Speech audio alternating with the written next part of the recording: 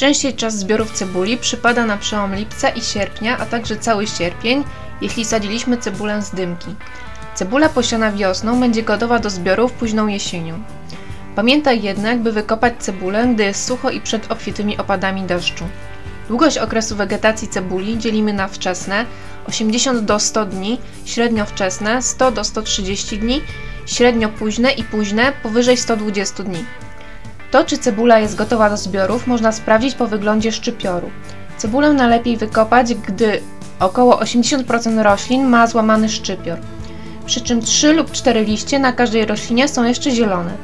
Opóźnienie terminu wykopania zgrubień aż do zupełnego zaschnięcia szczypioru może spowodować ponowne ukorzenienie się cebuli, przerwanie spoczynku, a w konsekwencji skrócenie okresu przechowywania oraz wcześniejsze wyrastanie szczypioru.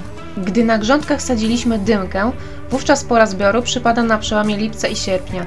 Gdy sialiśmy cebulę, pora zbioru przypada zazwyczaj w połowie sierpnia, a dokładnie gdy szczypior, czyli część nadziemna, złamie się. A wykopana cebula ma już 2-3 łuski okrywowe, wówczas wykopujemy wszystkie cebule. Z kolei zbyt wczesny zbiór w okresie intensywnego tworzenia cebul powoduje, że rośliny zawierają mniej inhibitorów wzrostu, mają wyższą zawartość wody w liściach oraz szyjce i tym samym są bardziej podatne na porażenie przez choroby. Ponadto zwykle w tym czasie mają grubą, nie w pełni dojrzałą szyjkę i nie są przydatne do długotrwałego przechowywania. Wcześniejszy zbiór cebuli przed złamaniem szczypioru u 50% roślin na plantacji wiąże się najczęściej ze zmniejszeniem plonu oraz wyższymi stratami spowodowanymi głównie wyrastaniem szczypiorów w czasie przechowywania.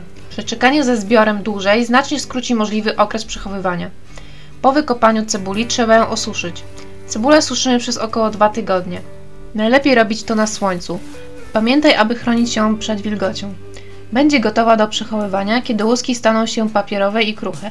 Liście całkiem usną, a korzenie będą żylaste i suche. Na tym etapie należy usunąć luźne łuski, skrócić korzenie i lekko przyciąć nadmiar liści, zostawiając 5-7 cm.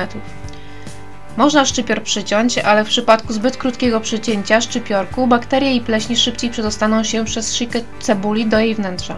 Pozostawiam więc szczypior w całości do wysuszenia i potem po zasuszeniu plotę z cebuli warkocz. Tym sposobem cebula ładnie się przechowuje, świetnie wygląda i można ją powiesić w suchym, przewiewnym miejscu. Temperatura 4-10 stopni Celsjusza jest idealna do przechowywania cebuli i wtedy najlepiej zachowuje swoje właściwości.